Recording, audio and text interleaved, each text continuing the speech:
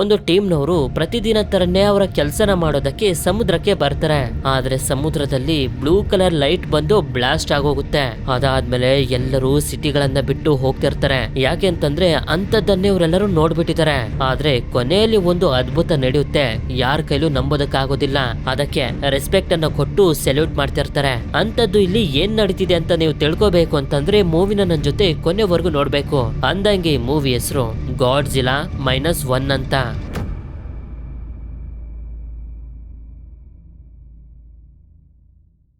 ಮೂವಿಯ ಮೊದಲ ಸೀನ್ ನಲ್ಲಿ ಒಂದು ಫೈಟರ್ ಪ್ಲೇನ್ ಓಡೋ ಅನ್ನೋ ಒಂದು ಐಲ್ಯಾಂಡ್ ಗೆ ಬಂದು ಲ್ಯಾಂಡ್ ಆಗುತ್ತೆ. ಇದು 1945ನೇ ಇಸ್ವಿ, ವರ್ಲ್ಡ್ ವಾರ್ 2 ನ ಕೊನೆಯ ದಿನಗಳು. ಇಲ್ಲಿರುವಂತ ಮೆಕ್ಯಾನಿಕ್ಸ್ ಗಳು ಪ್ಲೇನ್ ನ ಚೆಕ್ ಮಾಡಿ ಏನೋ ಪ್ರಾಬ್ಲಮ್ ಇಲ್ಲ ಅಂತಾರೆ.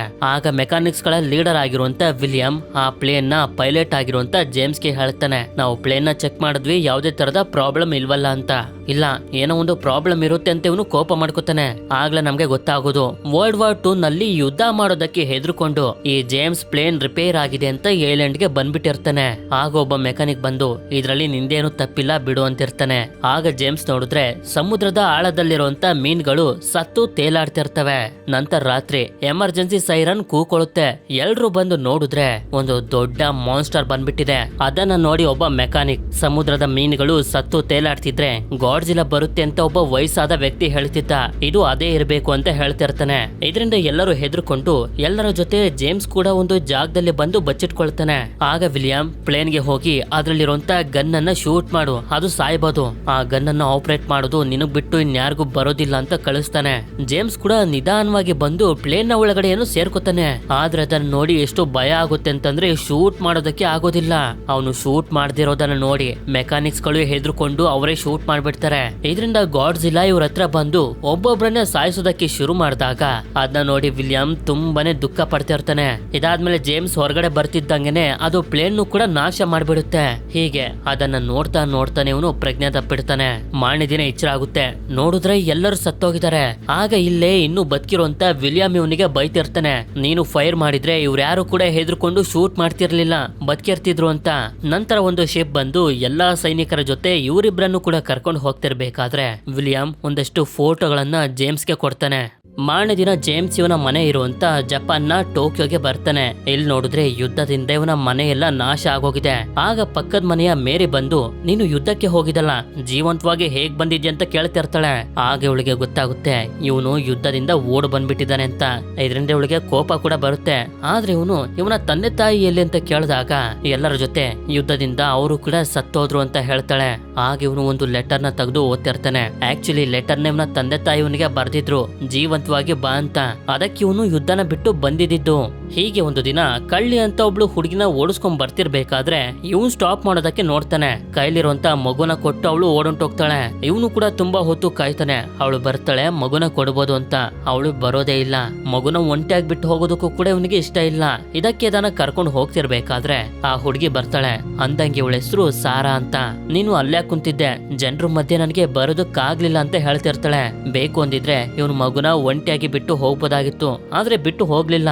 ಇದರಿಂದ ಇವನು ಒಳ್ಳೆಯವನು ಅಂತ ಇವನ್ ಹಿಂದಿಂದೇನೆ ಮನೆವರೆಗೂ ಬರ್ತಾಳೆ ಮಗುಗೆ ಊಟ ಮಾಡ್ಸೋದಕ್ಕೆ. ಆಗ ಇವನು ನಿನ್ ಗಂಡ ಎಲ್ಲಿ ಅಂತ ಕೇಳಿದ್ರೆ ನನಗ್ ಮದ್ವೆ ಆಗಿಲ್ಲ ಅಂತ ಹೇಳ್ತಾಳೆ. ಆಕ್ಚುಲಿ ಈ ಮಗು ಕೂಡ ಇವಳದಲ್ಲ. ಒಬ್ರು ತಾಯಿ ಯುದ್ಧದಿಂದ ಸಾಯ್ತಿರ್ಬೇಕಾದ್ರೆ ಅವರ ಮಗುನ ಇವಳ ಕೈಗೆ ಕೊಟ್ಬಿಟ್ಟಿರ್ತಾರೆ. ಇವಳು ಕೂಡ ಸಾಕ್ತಿದ್ದಾಳ ಅಷ್ಟೇ. ಇದರಿಂದ ಇವನು ಬೈತಾನೆ, ಇಂತ ಒಂದು ಪರಿಸ್ಥಿತಿಲಿ ನಿನ್ನ ನೀನೇ ಸಾಕೋದಕ್ಕಾಗೋದಿಲ್ಲ, ಮಗುನ್ ಹೇಗ್ ಸಾಕ್ತೀಯ ಅಂತ. ಅಂದಂಗೆ ಇವಳಿಗೂ ಕೂಡ ಇವನ್ ರೀತಿಯ ಮಗುನ ಒಂಟಿಯಾಗಿ ಬಿಟ್ಟು ಬರೋದಕ್ಕೆ ಇಷ್ಟ ಆಗಿರೋದಿಲ್ಲ, ಆದ್ರಿಂದ ಸಾಕ್ತಿದ್ದಾಳೆ. ಹೀಗೆ ಮಾತಾಡ್ತಾ ಇವರಿಬ್ರು ಮಲ್ಕೋಬಿಡ್ತಾರೆ. ಮಾರನೇ ದಿನ ಮೇರಿ ಇವನಿಗೆ ಬೈತಿರ್ತಾಳೆ, ಮಾಡೋಂತ ಕೆಲಸನ ಮಾಡ್ಲಿಲ್ಲ, ಈಗ ದೊಡ್ಡ ಕರುಣಾಮಯಿ ತರ ಆ ಹುಡುಗಿ ಮತ್ತೆ ಮಗುನ ಕರ್ಕೊಂಡ್ ಬಂದಿದ್ಯಾ, ಹೋಗ್ಲಿ ಆ ಮಗುಗೆ ತಿನ್ನೋದಕ್ ಊಟ ಇದೆಯಾ ಅಂತ ಕೇಳಿದಾಗ ಇವನು ಇಲ್ಲ ಅಂತಾನೆ. ಅದಕ್ಕೆ ಮಗು ಹತ್ರ ಬಂದಾಗ್ಲೇ ಇವಳಿಗೆ ಗೊತ್ತಾಗೋದು ಮಗು ಆ ಹುಡುಗಿದಲ್ಲ ಅಂತ. ಸರಿ ಅಂತ ಇವಳು ಮಗುಗೋಸ್ಕರ ಅಕ್ಕಿನ ಕೊಟ್ಟು ಹೋಗ್ತಾಳೆ. ಇವರಿಬ್ರು ಸಂತೋಷ ಪಡ್ತಾರೆ. ಹೀಗೆ 3 ತಿಂಗಳುಗಳು ಕಳೆದೋಗ್ತವೆ. ಒಂದು ದಿನ ಇವನು ಮನೆಗ್ ಬಂದು ಹೇಳ್ತಾನೆ, ನನಗೊಂದು ಕೆಲ್ಸ ಸಿಕ್ಕಿದೆ, 1800 ರೂಪಾಯಿ ಸಂಬಳ ಅಂತ. ಸಂಬಳ ತುಂಬಾ ಜಾಸ್ತಿ ಇದೆ, ಆದ್ರಿಂದ ಇವಳು ಏನ್ ಕೆಲಸ ಅಂತ ಕೇಳಿದ್ರೆ ವರ್ಲ್ಡ್ ವಾರ್ 2 ನ ಸಮಯದಲ್ಲಿ ಸಮುದ್ರದ ಒಳಗಡೆ ತುಂಬಾ ಬಾಂಬ್ ಗಳನ್ನ ಫಿಟ್ ಮಾಡಿದ್ರು. ಆ ಬಾಂಬ್ ಗಳನ್ನ ಕಟ್ ಮಾಡಿ ತೆಗಿಯುವಂತ ಕೆಲಸ ಅಂತಂದ್ರೆ ಅದು ತುಂಬಾ ಡೇಂಜರಸ್ ಕೆಲಸ, ಬೇಡವೇ ಬೇಡ ಅಂತ ಇರ್ತಾಳೆ. ಅದಕ್ಕೆ ಇವನು ನಮ್ಮ ಹತ್ರ ಬೇರೆ ದಾರಿ ಇಲ್ಲ, ಮಗುನ ಸಾಕ್ಬೇಕು ಅಂತಂದ್ರೆ ಕೆಲಸ ಮಾಡ್ಲೇಬೇಕು, ನಾನೊಂದು ಒಳ್ಳೆ ಶಿಪ್ ನಲ್ಲಿ ಕೆಲಸ ಮಾಡೋದಕ್ಕೆ ಹೋಗ್ತಿರೋದು, ತಲೆ ಕೆಡ್ಸ್ಕೊಳ್ಬೇಡ ಅಂತ ಸಮಾಧಾನ ಮಾಡ್ತಾನೆ.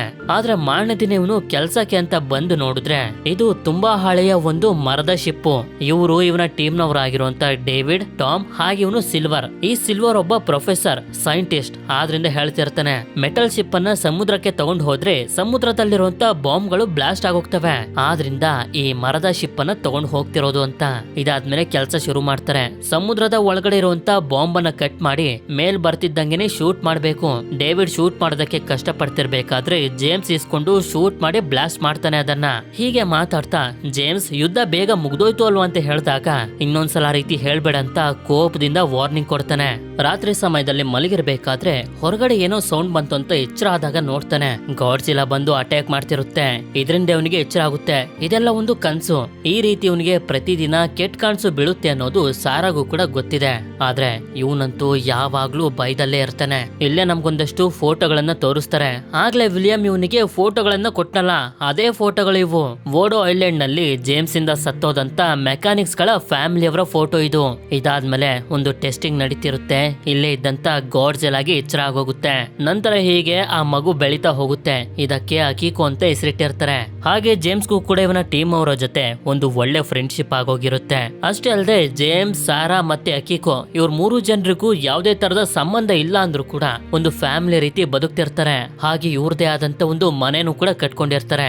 ಆಗ ಒಂದು ದಿನ ಡಿನ್ನರ್ಗೆ ಅಂತ ಜೇಮ್ಸ್ ನ ಫ್ರೆಂಡ್ಸ್ ಗಳೆಲ್ಲ ಮನೆಗೆ ಬಂದಾಗ್ಲೇ ಇವ್ರಿಗೆ ಗೊತ್ತಾಗೋದು ಜೇಮ್ಸ್ ಮತ್ತೆ ಸಾರಾಗೆ ಮದ್ವೆ ಆಗಿಲ್ಲ, ಮಗು ಕೂಡ ಇವ್ರದಲ್ಲ ಅಂತ. ಅದಕ್ಕೆ ಇವ್ರು ಹೇಳ್ತಿರ್ತಾರೆ ಮೊದ್ಲು ಸಾರನ ಮದ್ವೆ ಆಗು ಅಂತ. ಇವನ್ ಮಾತ್ರ ಅದು ಸಾಧ್ಯ ಇಲ್ಲ ಅಂತ ಇರ್ತಾನೆ.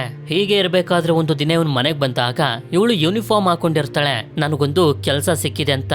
ಆಕ್ಚುಲಿ ಇವಳು ಕಾಲ್ ಮೇಲೆ ಇವಳು ನಿಂತ್ಕೊಂಡು ಇವನಿಂದ ಆದಷ್ಟು ಬೇಗ ದೂರ ಆಗ್ಬೇಕು ಅಂತ ಅನ್ಕೊಂಡಿದ್ದಾಳೆ. ಇವಳು ಜೊತೆಲಿದ್ರೆ ಇವನ್ಗೂ ಕೂಡ ಮದ್ವೆ ಆಗೋದಿಲ್ಲ ಅಂತ.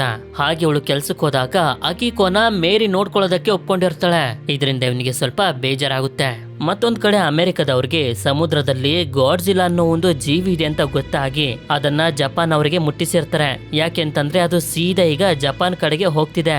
ಆಗ ಸೀನ್ ಮೇ 5, 1947ಕ್ಕೆ ಶಿಫ್ಟ್ ಆದಾಗ ಜೇಮ್ಸ್ ಹಾಗೆ ಇವನ ಟೀಮ್ ನವರು ನೋಡ್ತಾರೆ ಅಮೆರಿಕದ ಒಂದು ದೊಡ್ಡ ಶಿಪ್ ಸರ್ವನಾಶ ಆಗಿ ಬಿದ್ದಿರುತ್ತೆ.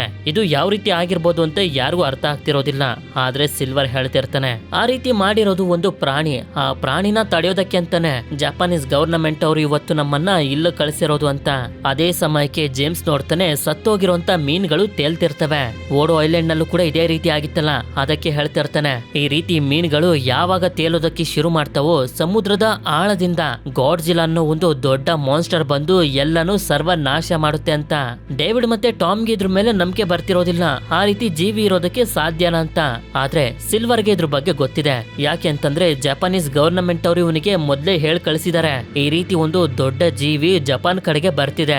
ಅಮೆರಿಕದವರು ಅದ್ರ ಜೊತೆ ಫೈಟ್ ಮಾಡೋದಕ್ಕೆ ನಮ್ಗೆ ಒಂದು ಶಿಪ್ ಅನ್ನ ಕಳಿಸ್ತಿದ್ದಾರೆ. ಆ ಶಿಪ್ ಬರೋವರೆಗೂ ಆ ಗಾಡ್ಜಿಲಾನ ಜಪಾನ್ ಹತ್ರ ಬರ್ದೇ ರೀತಿ ನೋಡ್ಕೊಳ್ಬೇಕು ಅಂತ. ಅದು ಕೂಡ ಸಮುದ್ರದ ಒಳಗಡೆ ಫಿಟ್ ಮಾಡಿದಾರಲ್ಲ ಆ ಬಾಂಬ್ ಗಳನ್ನ ಯೂಸ್ ಮಾಡ್ಕೊಂಡು.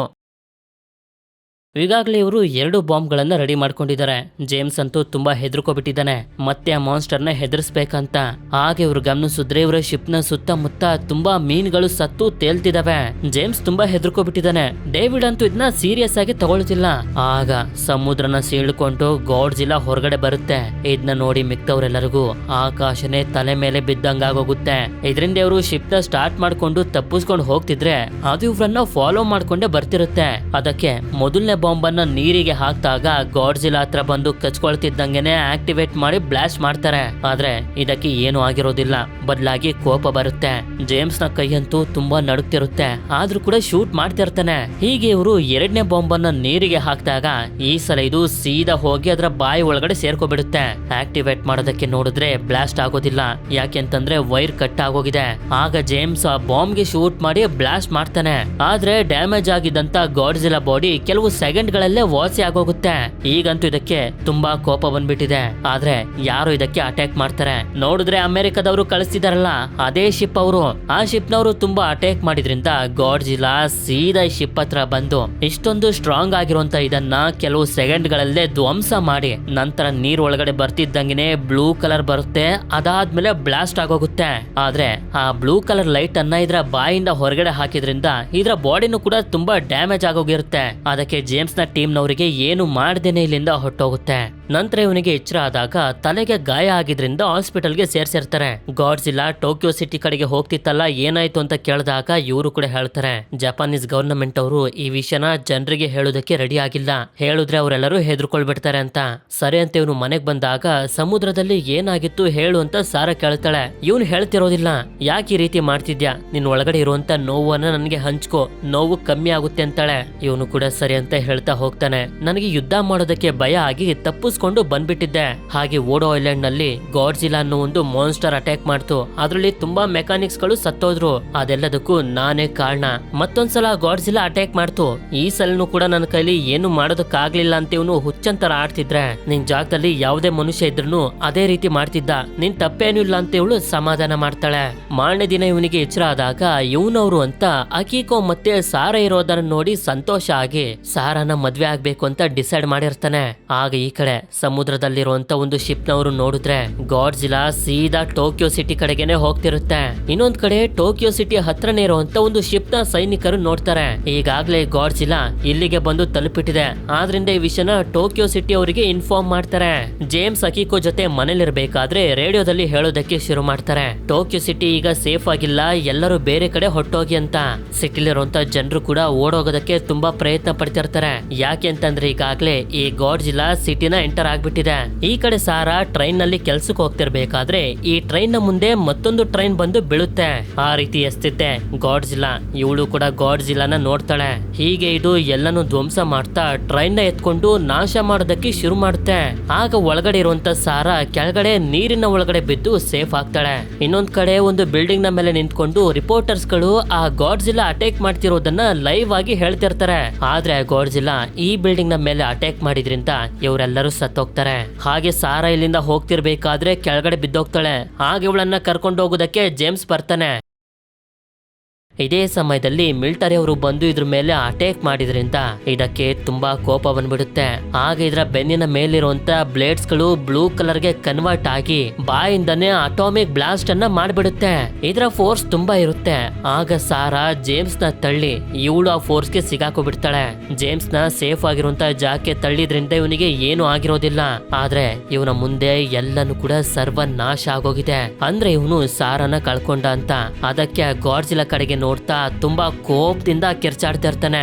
ಇದಾದ್ಮೇಲೆ ಸಾರಾ ಅಂತಿಮ ಸಂಸ್ಕಾರ ನಡೀತಿರ್ಬೇಕಾದ್ರೆ ಅಕಿಕೋಗೆ ಇಲ್ಲಿ ಏನ್ ನಡೀತಿದೆ ಅಂತ ಅರ್ಥ ಆಗ್ತಿರೋದಿಲ್ಲ. ಇವಳ ತಾಯಿ ಬೇಕು ಅಂತ ಅಳ್ತಿರ್ತಾಳೆ. ಜೇಮ್ಸ್ಗೂ ಕೂಡ ತುಂಬಾನೇ ದುಃಖ ಆಗ್ತಿರುತ್ತೆ. ಈಗಾಗ್ಲೇ ಇವನಿಂದ ತುಂಬಾ ಜನ ಸತ್ತೋಗಿದ್ರು. ಈಗ ಆ ಲಿಸ್ಟ್ ಗೆ ಸಾರನ್ನು ಕೂಡ ಸೇರ್ಕೊಂಡಿದ್ದಾಳೆ. ಆಗ ಸಿಲ್ವರ್ ಬಂದು ಹೇಳ್ತಾನೆ ಗವರ್ನಮೆಂಟ್ ಅವರು ಗಾಡ್ಜಿಲಾನ ಸಾಯಿಸುವಂತ ಜವಾಬ್ದಾರಿನ ನನ್ಗೆ ಕೊಟ್ಟಿದ್ದಾರೆ ಅಂತ. ನಂತರ ಮೊದಲು ಮಿಲಿಟರಿ ಕೆಲಸ ಮಾಡಿರುವಂತ ಜನರೆಲ್ಲರೂ ಒಂದು ಕಡೆ ಬಂದು ಸೇರಿರ್ತಾರೆ. ಜೇಮ್ಸ್ ಮತ್ತೆ ಅವನ ಟೀಮ್ ನವರು ಕೂಡ ಇಲ್ಲೇ ಇರ್ತಾರೆ. ಆಗ ಮಿಲಿಟರಿ ಜನರಲ್ ಬಂದು ಟೋಕಿಯೋ ಮೇಲೆ ಅಟ್ಯಾಕ್ ಮಾಡ್ದಂತ ಗಾಡ್ಜಿಲಾ ನಾವು ಸಾಯಿಸ್ಲೇಬೇಕು, ಇಲ್ಲ ಅಂತಂದ್ರೆ ಅದು ದೇಶನೇ ನಾಶ ಮಾಡ್ಬಿಡುತ್ತೆ. ನಮ್ಮ ಹತ್ರ ಈಗ ಫೈಟ್ ಮಾಡೋದಕ್ಕೆ 4 ಶಿಪ್ ಗಳು ಇದಾವೆ ಅಂತ. ಎಲ್ಲರ ಕನ್ಫ್ಯೂಷನ್ ಏನು ಅಂತಂದ್ರೆ ಆ ಶಿಪ್ ಗಳಲ್ಲಿ ವೆಪನೇ ಇಲ್ಲ, ಇನ್ಯಾವ ರೀತಿ ಫೈಟ್ ಮಾಡೋದು ಅಂತ. ಆಗ ಸಿಲ್ವರ್ ಗಾಡ್ಜಿಲಾನ ಯಾವ ರೀತಿ ಸಾಯಿಸೋದು ಅಂತ ಎಕ್ಸ್ಪ್ಲೇನ್ ಮಾಡ್ತಾ ಹೋಗ್ತಾನೆ. ನಾವು ಯಾವುದೇ ತರದ ವೆಪನ್ ಇಂದ ಅಟ್ಯಾಕ್ ಮಾಡ್ಲಿ ಆ ಗಾಡ್ಜಿಲಾ ಗಾಯಗಳು ತುಂಬಾ ಬೇಗ ವಾಸಿ ಆಗ್ಬಿಡ್ತವೆ.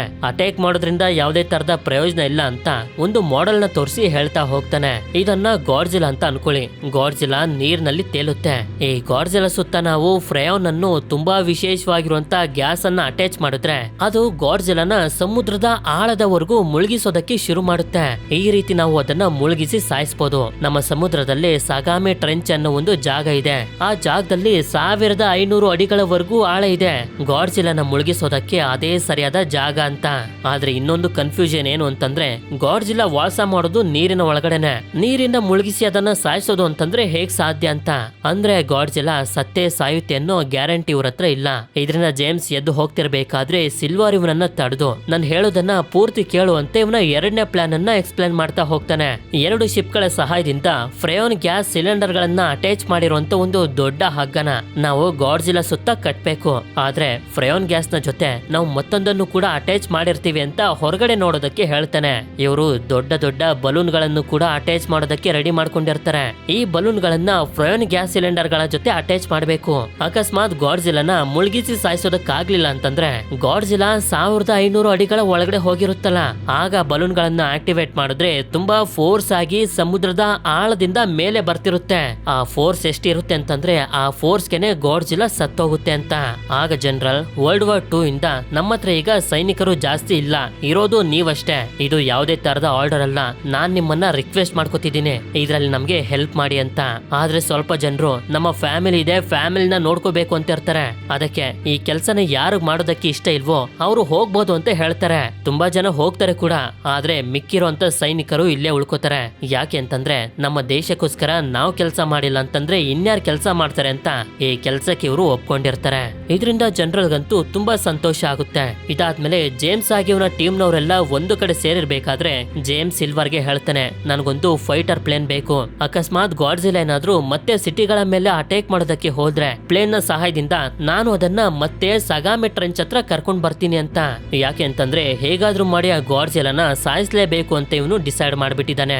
ಅದಕ್ಕೆ ಸಿಲ್ವರ್ ಜೇಮ್ಸ್ ನ ಒಂದು ಗೋಡೌನ್ಗೆ ಬರೋದಕ್ಕೆ ಹೇಳ್ತಾನೆ. ಇಲ್ಲಿ ತುಂಬಾ ವಿಶೇಷವಾಗಿರುವಂತ ಇಂಟರ್ಸೆಪ್ಟರ್ ಅನ್ನೋ ಒಂದು ಪ್ಲೇನ್ ಇದೆ. ವರ್ಲ್ಡ್ ವಾರ್ 2 ಇಂದ ಜಪಾನ್ ಹತ್ರ ಇದೊಂದನ್ನ ಬಿಟ್ಟು ಬೇರೆ ಯಾವ ಪ್ಲೇನು ಇಲ್ಲ. ಆದ್ರೆ ಈ ಪ್ಲೇನ್ ರಿಪೇರ್ ಆಗಿದೆ, ಮಾಮೂಲಿ ಮೆಕ್ಯಾನಿಕ್ಸ್ ಗಳಿಗೆ ಇದನ್ನ ರಿಪೇರ್ ಮಾಡೋದಕ್ಕಾಗೋದಿಲ್ಲ. ಆಗ ಜೇಮ್ಸ್ಗೆ ಮೆಕ್ಯಾನಿಕ್ಸ್ ಗಳ ಲೀಡರ್ ಆಗಿರುವಂತ ವಿಲಿಯಂ ನೆನಪಾಗ್ತಾನೆ.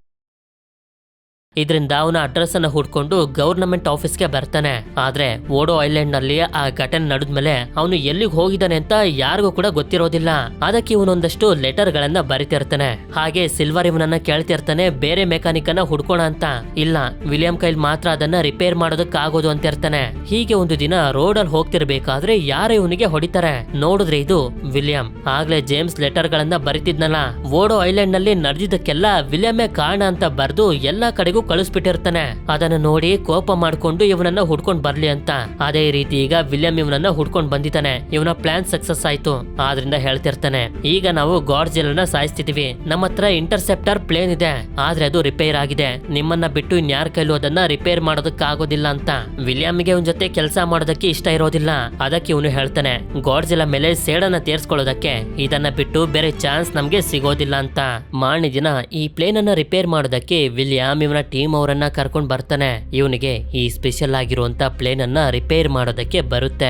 ಇದಾದ್ಮೇಲೆ ಸಿಲ್ವರ್, ಡೇವಿಡ್ ಹಾಗೆ ಟಾಮ್ ನೋಡ್ತಾರೆ. ಗಾಡ್ಜಿಲಾ ವಿರುದ್ಧ ಫೈಟ್ ಮಾಡೋದಕ್ಕೆ ಒಪ್ಕೊಂಡಿರುವಂತ ಜನರಿಗೆಲ್ಲರಿಗೂ ಗೊತ್ತಿದೆ ಈ ಕೆಲಸದಲ್ಲಿ ಇವರೆಲ್ಲರ ಪ್ರಾಣ ಉಳಿಯುತ್ತೋ ಇಲ್ವೋ ಗೊತ್ತಿಲ್ಲ ಅಂತ. ಆದ್ರೂ ಕೂಡ ದೇಶಕ್ಕೋಸ್ಕರ ಕೆಲಸ ಮಾಡ್ಬೇಕು ಅಂತ ಖುಷಿಯಿಂದ ಮಾಡ್ತಾ ಇರ್ತಾರೆ. ಅದನ್ನ ನೋಡಿ ಇವರಿಗೆ ಹೆಮ್ಮೆ ಆಗ್ತಿರುತ್ತೆ. ಅದೇ ಸಮಯಕ್ಕೆ ಇವರೆಲ್ಲರೂ ಒಂದು ಕಡೆ ಮೀಟಿಂಗ್ ಗೆ ಸೇರ್ತಾರೆ. ಯಾಕೆಂತಂದ್ರೆ ಗಾಡ್ಜಿಲಾ ಎಲ್ಲಿದೆ ಅನ್ನೋ ಲೊಕೇಶನ್ ಇವರಿಗೆ ಗೊತ್ತಾಗುತ್ತೆ. ಆಗ ಇವರು ಕ್ಯಾಲ್ಕುಲೇಟ್ ಮಾಡಿ ನೋಡಿದ್ರೆ ನಾಳೆ ಬೆಳಗ್ಗೆ ಅಷ್ಟರಲ್ಲಿ ಅದು ಟೋಕಿಯೋ ಸಿಟಿ ಹತ್ರ ಹೋಗಿ ತಲುಪುತ್ತೆ ಅಂತ ಗೊತ್ತಾಗುತ್ತೆ. ಆದ್ರಿಂದ ನಾಳೆನೆ ಅದ್ರ ಜೊತೆ ಫೈಟ್ ಮಾಡ್ಬೇಕು ಅಂತ ರೆಡಿ ಮಾಡ್ಕೊಳ್ತಾ ಇರ್ತಾರೆ. ಹಾಗೆ ಇನ್ನೊಂದು ವಿಷಯ ಏನು ಅಂತಂದ್ರೆ ಫ್ರೇಯೋನ್ ಗ್ಯಾಸ್ ಸಿಲಿಂಡರ್ ಗಳನ್ನ ಹಾಗೆ ಬಲೂನ್ ಗಳನ್ನ ರೆಡಿ ಮಾಡಿರುವಂತ ಇಂಜಿನಿಯರ್ಸ್ ಗಳು ಕೂಡ ನಾವು ಕೂಡ ಗಾಡ್ಜಿಲಾ ಜೊತೆ ಫೈಟ್ ಮಾಡಿ ನಮ್ಮ ದೇಶಕ್ಕೋಸ್ಕರ ಹೋರಾಡೋದಕ್ಕೆ ಬರ್ತೀವಿ ಅಂತ ಇರ್ತಾರೆ. ಇದನ್ನ ಕೇಳಿ ಸಿಲ್ವರ್ ಹೇಳ್ತಾ ಹೋಗ್ತಾನೆ, ನನಗೆ ಗೊತ್ತಿದೆ ಈ ದೇಶದವರು ಯಾವತ್ತು ಯುದ್ಧದಲ್ಲಾಗ್ಲಿ ಯಾವುದೇ ಕೆಲಸದಲ್ಲಾಗ್ಲಿ ಮಿಲಿಟರಿ ಅವರ ಸೇಫ್ಟಿನ ಯಾವತ್ತು ಕೂಡ ತಲೆಲೇ ಇಟ್ಕೊಂಡಿಲ್ಲ ಅಂತ.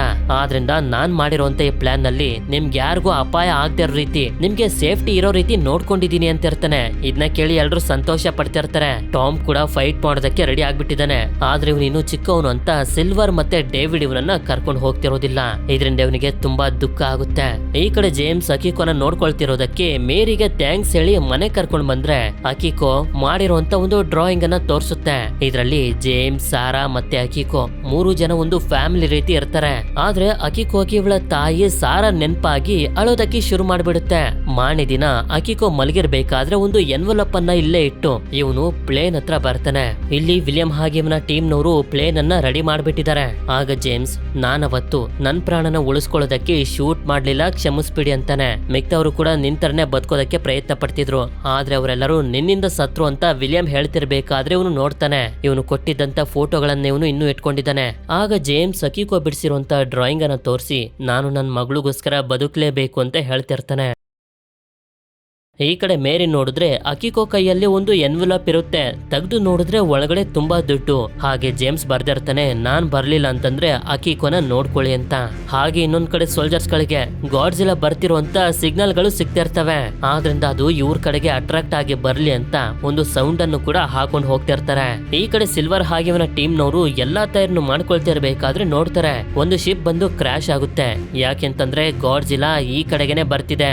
ನಂತರ ಗಾಡ್ಜಿಲಾ ಭೂಮಿ ಮೇಲೆ ಬರ್ತಿದ್ದಂಗೆನೆ ಸಿಲ್ವರ್ ಹಾಗೆ ಇವನ ಟೀಮ್ ನವರು ಕೂಡ ಶಿಪ್ ಗಳಲ್ಲಿ ಸಾಗಾಮೆ ಟ್ರೆಂಚ್ ಹತ್ರ ಹೋಗ್ತಾ ಜೇಮ್ಸ್ ನ ಕಾಂಟ್ಯಾಕ್ಟ್ ಮಾಡಿ ಗಾಡ್ಜಿಲಾನ ಕರ್ಕೊಂಡ್ ಬರೋದಕ್ಕೆ ಹೇಳ್ತಾರೆ. ಮತ್ತೊಂದ್ ಕಡೆ ಮನೇಲಿರ್ಬೇಕಾದ್ರೆ ಮೇರಿಗೆ ಒಂದು ಲೆಟರ್ ಬರುತ್ತೆ. ಇದನ್ನ ನೋಡಿ ಇವಳು ತುಂಬಾ ಶಾಕ್ ಆಗ್ಬಿಡ್ತಾಳೆ. ಹಾಗೆ ಈ ಕಡೆ ಗಾಡ್ಜಿಲಾ ಒಂದು ಹಳ್ಳಿನೆಲ್ಲ ನಾಶ ಮಾಡ್ತಾ ಮುಂದೆ ಸಾಗ್ತಿರ್ಬೇಕಾದ್ರೆ ಜೇಮ್ಸ್ ಪ್ಲೇನ್ ನ ತಗೊಂಡ್ ಬಂದು ಇದ್ರ ಮೇಲೆ ಅಟ್ಯಾಕ್ ಮಾಡ್ತಾ ಇದ್ರ ಕಡೆಗೆ ಸೆಳೆಯೋ ರೀತಿ ಮಾಡಿ ಇವನ ಹಿಂದೆನೆ ಅದು ಸಮುದ್ರದ ಒಳಗಡೆ ಬರೋ ರೀತಿ ಮಾಡ್ತಾನೆ. ಅದನ್ನ ನೋಡ್ದಂತ ಸಿಲ್ವರ್ ಹಾಗೆ ಇವನ ಟೀಮ್ ನವರು ರೆಡಿ ಮಾಡ್ಕೊಳ್ತಾರೆ. ಈಗ ಇವ್ರ ಹತ್ರ ಒಟ್ಟು 4 ಶಿಪ್ ಗಳು ಇದಾವೆ. ಗಾಡ್ಜಿಲಾ ಪ್ಲೇನ್ ಅನ್ನ ಫಾಲೋ ಮಾಡ್ತಾನೆ ಇರುತ್ತೆ. ಇವರು 4 ಶಿಪ್ ನಲ್ಲಿ 2 ಶಿಪ್ ಅನ್ನ ಇಲ್ಲೇ ಬಿಟ್ಟು ಇನ್ನೆರಡನ್ನ ತಗೊಂಡು ಹೊಟ್ಟೋಗ್ತಾರೆ. ಆಗ ಗಾಡ್ಜಿಲಾಗೆ ನಿಂತಿರುವಂತ 2 ಶಿಪ್ ಗಳು ಕಾಣಿಸಿ ಅಟಾಮಿಕ್ ಬ್ಲಾಸ್ಟ್ ಮಾಡೋದಕ್ಕೆ ನೋಡ್ತಿರ್ಬೇಕಾದ್ರೆ ನಮ್ಗೆ ಗೊತ್ತಾಗೋದು ನಿಂತಿರುವಂತ ಶಿಪ್ ನಲ್ಲಿ ಯಾರು ಇಲ್ಲ ಅಂತ. ಇದು ಅಟ್ಯಾಕ್ ಮಾಡೋದ್ಮೇಲೆ ನೋಡಿದ್ರೆ ಸಿಲ್ವರ್ ಹಾಗೆ ಎಲ್ಲರೂ ಇರುವಂತ 2 ಶಿಪ್ ಗಳು ತುಂಬಾ ದೂರದಲ್ಲಿ ಇದಾವೆ. ಈಗ ಅದು ಮತ್ತೆ ಅಟಾಮಿಕ್ ಬ್ಲಾಸ್ಟ್ ಮಾಡೋದಕ್ಕೆ ಟೈಮ್ ಹಿಡಿಯುತ್ತೆ. ಅದಕ್ಕೆ ಇದೇ ಸರಿಯಾದ ಸಮಯ ಅಂತ ಇವ್ರ ಹತ್ರ ಇರುವಂತ 2 ಶಿಪ್ ಗಳ ಸಹಾಯದಿಂದ ಫ್ರಯೋನ್ ಗ್ಯಾಸ್ ನ ಸಿಲಿಂಡರ್ಸ್ ಗಳು ಹಾಗೆ ಬಲೂನ್ ಗಳನ್ನ ಅಟ್ಯಾಚ್ ಮಾಡಿರುವಂತ ಹಗ್ಗನ ಗಾಡ್ಜಿಲಾಗೆ ಕಟ್ಟೋದಕ್ಕೆ ರೆಡಿ ಮಾಡ್ಕೊಳ್ತಿರ್ತಾರೆ. ಅವ್ರ ಮೇಲೆ ಅದಕ್ಕೆ ಗಮನ ಹೋಗ್ಬಾರ್ದು ಅಂತ ಜೇಮ್ಸ್ ಅದನ್ನ ಡಿಸ್ಟ್ರಾಕ್ಟ್ ಮಾಡ್ತಿರ್ತಾನೆ. ನಂತರ ಸಕ್ಸಸ್ಫುಲ್ ಆಗಿ ಆ ದಾರನ್ನ ಗಾಡ್ಜಿಲಾಗೆ ಕಟ್ಬಿಡ್ತಾರೆ. ಇದರಿಂದ ಇದಕ್ಕೆ ಕೋಪ ಬಂದು ಅಟಾಮಿಕ್ ಬ್ಲಾಸ್ಟ್ ಮಾಡೋದಕ್ಕೆ ನೋಡಿದಾಗ ಅದೇ ಸಮಯಕ್ಕೆ ಫ್ರಯೋನ್ ಗ್ಯಾಸ್ ಅನ್ನ ಆನ್ ಮಾಡ್ತಿದ್ದಂಗೆನೆ ತುಂಬಾ ವೇಗವಾಗಿ ಕೆಳಗಡೆ ಹೋಗೋದಕ್ಕೆ ಶುರು ಮಾಡುತ್ತೆ. ನೋಡ್ತಿದ್ದಂಗೆನೆ 1500 ಮೀಟರ್ ಕೆಳಗಡೆ ಹೊಟ್ಟೋಗುತ್ತೆ. ಆದ್ರೆ ಇವ್ರು ಅನ್ಕೊಂಡಿರೋ ರೀತಿನೇ ಅದಿನ್ನೂ ಸತ್ತಿಲ್ಲ, ಬದುಕಿದೆ. ಆದ್ರಿಂದ ಬಲೂನ್ ಗಳನ್ನ ಆಕ್ಟಿವೇಟ್ ಮಾಡ್ತಾರೆ. ಇದರಿಂದ 10 ಪಟ್ಟು ವೇಗವಾಗಿ ಮೇಲೆ ಬರ್ತಿರುತ್ತೆ. ಇದರ ಬಾಡಿ ಡ್ಯಾಮೇಜ್ ಕೂಡ ಆಗ್ತಿರುತ್ತೆ. ಆದ್ರೆ ನಂತರ ನೋಡಿದ್ರೆ ಬರೀ ಬಲೂನ್ ಗಳು ಮಾತ್ರ ಮೇಲ್ ಬರ್ತವೆ. ಗಾಡ್ಜಿಲಾ ಅಲ್ಲೇ ಉಳ್ಕೊಬಿಟ್ಟಿದೆ. ಇದರಿಂದ ಈಗ ಇವ್ರ ಹತ್ರ ಬೇರೆ ದಾರಿ ಇಲ್ಲದೆ 2 ಶಿಪ್ ಗಳಿಂದ ಸೇರಿ ಆ ಗಾಡ್ಜಿಲಾನ ಮೇಲೆ ಎಳೆದು ಸಾಯಿಸ್ಬೇಕು ಅಂತ ಡಿಸೈಡ್ ಮಾಡ್ತಾರೆ. ಎಳೆಯೋದಕ್ಕೂ ಕೂಡ ಪ್ರಯತ್ನ ಪಡ್ತಾರೆ. ಆದ್ರೆ ಅದು ಸಾಧ್ಯನೇ ಆಗೋದಿಲ್ಲ. ಆಗ ಬೇಡ ಅಂತ ಬಿಟ್ಬಿಟ್ಟು ಬಂದಿದ್ದಂತ ಟಾಮ್ ಇವನ್ ಜೊತೆ ತುಂಬಾ ಶಿಪ್ ಗಳನ್ನ ಕರ್ಕೊಂಡ್ ಬರ್ತಾನೆ. ಇದನ್ನ ನೋಡಿ ಸಿಲ್ವರ್ ಹಾಗೆ ಇವನ ಟೀಮ್ ನವರಿಗೆ ತುಂಬಾ ಸಂತೋಷ ಆಗೋಗುತ್ತೆ. ಎಲ್ಲಾ ಶಿಪ್ಗಳು ಸೇರಿ ಆ ಗಾಡ್ಜಿಲಾನ 2 ಕಡೆ ಎಳೆದಿದ್ರಿಂದ ಇದು ಮೇಲ್ ಬರುತ್ತೆ. ಆದ್ರೆ ಇದು ಇನ್ನು ಬದುಕಿದೆ. ಬಾಡಿ ಅಂತೂ ತುಂಬಾನೇ ಡ್ಯಾಮೇಜ್ ಆಗೋಗಿದೆ. ಇದರಿಂದ ಅಟ್ಯಾಕ್ ಮಾಡೋದಕ್ಕೆ ರೆಡಿ ಮಾಡ್ಕೊಳ್ತಿರುತ್ತೆ. ಅದನ್ನ ನೋಡ್ದಂತ ಇವರೆಲ್ಲರೂ ಇವರ ಸಾವುಗಳನ್ನ ಅಕ್ಸೆಪ್ಟ್ ಮಾಡ್ಕೊಬಿಟ್ಟಿದ್ದಾರೆ. ಇನ್ನು ನಮ್ ಕೈಲಿ ಏನು ಆಗೋದಿಲ್ಲ ಅಂತ. ಆಗ ಜೇಮ್ಸ್ ಪ್ಲೇನ್ ನ ತಗೊಂಡ್ ಬಂದು ಸೀದಾ ಗಾಡ್ಜಿಲಾ ಬಾಯಿಗೆ ಹಾಕ್ಬಿಡ್ತಾನೆ. ಅದು ಬ್ಲಾಸ್ಟ್ ಕೂಡ ಆಗೋಗುತ್ತೆ. ಜೇಮ್ಸ್ ಸತ್ತೋದಂತ ಎಲ್ರು ದುಃಖ ಪಡ್ತಿರ್ತಾರೆ. ಆಗ ಇವ್ರಿಗೊಂದು ಪ್ಯಾರಾಚೂಟ್ ಕಾಣಿಸುತ್ತೆ. ಅವನಿನ್ನೂ ಬದುಕಿದಾನೆ. ಅವನ್ ಬದುಕಿರುವಂತ ವಿಷಯ ವಿಲಿಯಂಗೂ ಕೂಡ ಗೊತ್ತಾಗಿ ತುಂಬಾ ಸಂತೋಷ ಪಡ್ತಾನೆ. ಅವನು ಬದುಕ್ಲಿ ಅಂತ ಪ್ಯಾರಾಚೂಟ್ ಅನ್ನ ಅಟ್ಯಾಚ್ ಮಾಡಿದ್ದೆ ವಿಲಿಯಂ. ಗಾಡ್ಜಿಲಾ ಅಟಾಮಿಕ್ ಬ್ಲಾಸ್ಟ್ ಅನ್ನ ಮಾಡೋದಕ್ಕೆ ರೆಡಿ ಆಗಿತ್ತು. ಆದ್ರೆ ಅದರ ಬಾಯನ್ನ ಬ್ಲಾಕ್ ಮಾಡಿದ್ರಿಂದ ಅಟಾಮಿಕ್ ಬ್ಲಾಸ್ಟ್ ನ ಎನರ್ಜಿ ಎಲ್ಲ ಜಾಸ್ತಿ ಆಗಿ ಗಾಡ್ಜಿಲಾ ಬಾಡಿ ಸರ್ವನಾಶ ಆಗೋಗುತ್ತೆ. ಜೇಮ್ಸ್ ಮಾಡಿದ್ದನ್ನ ಯಾರಿಗೂ ಕೂಡ ನಂಬೋದಕ್ಕೆ ಆಗ್ತಿರೋದಿಲ್ಲ. ಇದರಿಂದ ಅವನಿಗೆ ಸೆಲ್ಯೂಟ್ ಮಾಡಿ ರೆಸ್ಪೆಕ್ಟ್ ಅನ್ನ ಕೊಡ್ತಾರೆ. ಇದಾದ್ಮೇಲೆ ಇವರು ಬೋಟ್ ಇಂದ ಹೊರಗಡೆ ಬರ್ತಿದ್ದಂಗೆನೆ ಮೇರಿ ಬಂದು ಆ ಲೆಟರ್ ಅನ್ನ ತೋರಿಸ್ತಾಳೆ. ಇವನ್ಗಂತೂ ತುಂಬಾ ಶಾಕ್ ಆಗಿ ಒಂದು ಹಾಸ್ಪಿಟಲ್ಗೆ ಬಂದು ನೋಡಿದ್ರೆ ಸಾರಾ ಇನ್ನು ಕೂಡ ಬದುಕಿದಾಳೆ. ಇಬ್ರಿಗೂ ಕೂಡ ಹೇಳ್ಕೊಳ್ಳೋದಕ್ಕಾಗದೇ ಇರೋಷ್ಟು ಸಂತೋಷ ಆಗುತ್ತೆ. ಆದ್ರೆ ಇವಳ ಬಾಡಿ ಒಳಗಡೆ ಕಪ್ಪು ಕಲರ್ ವಸ್ತು ಏನೋ ಬೆಳಿತಿರೋ ರೀತಿ ತೋರಿಸ್ತಾರೆ. ಹಾಗೆ ಇನ್ನೊಂದ್ ಕಡೆ ಸಮುದ್ರದಲ್ಲಿ ನೋಡಿದ್ರೆ ನಾಶ ಆಗಿರುವಂತ ಗಾಡ್ಜಿಲಾ ಬಾಡಿ ಅದಾಗದೆ ಮತ್ತೆ ರಿಕವರ್ ಆಗ್ತಿರುತ್ತೆ. ಅಂದ್ರೆ ಗಾಡ್ಜಿಲಾ ಸಾಯೋದಕ್ಕೆ ಸಾಧ್ಯನೇ ಇಲ್ಲ ಅಂತ. ಇಲ್ಲಿಗೆ ಈ ಮೂವಿ ಎಂಡ್ ಆಗುತ್ತೆ. ಸಾರಾ ಕತ್ತಲ್ಲಿ ಬೆಳಿತಿರುವಂತ ಕಪ್ಪು ವಸ್ತು ಏನು ಅಂತ ನನಗೆ ಗೊತ್ತಿದೆ. ಆದ್ರೆ ಪಾರ್ಟ್ 2 ಇನ್ನೇನು ಸದ್ಯ ಮಧ್ಯದಲ್ಲೇ ಬರ್ತಿದೆ. ಆದ್ರಿಂದ ಸೀಕ್ರೆಟ್ ಅನ್ನ ಪಾರ್ಟ್ 2ಗೋಸ್ಕರ ಉಳಿಸ್ಕೊಳ್ಳೋಣ. ಹಾಗೆ ನೆಕ್ಸ್ಟ್ ನಿಮ್ಗೆ ಯಾವ ತರ ಮೂವಿ ಬೇಕು? ಟ್ರೆಷರ್ ಹಂಟಿಂಗ್ ಮೂವಿನ, ಅಡ್ವೆಂಚರ್ ಮೂವಿನ, ಜಾಂಬಿ ಮೂವಿನ, ಅಥವಾ ಇಲ್ಲಂತಂದ್ರೆ ಸೈನ್ಸ್ ಫಿಕ್ಷನ್ ಮೂವಿ ಬೇಕಾ ಅಂತ ನನ್ಗೆ ಕಮೆಂಟ್ ಮಾಡಿ ತಿಳಿಸಿ. ಸರಿ, ವಿಡಿಯೋ ಇಷ್ಟ ಆಗಿತ್ತು ಅಂತಂದ್ರೆ ಲೈಕ್ ಮಾಡಿ. ಸಿಗೋಣ ಮತ್ತೊಂದು ಅಮೇಜಿಂಗ್ ಆಗಿರುವಂತ ವಿಡಿಯೋದಲ್ಲಿ. Until then stay tune Mister Explainer Kannada.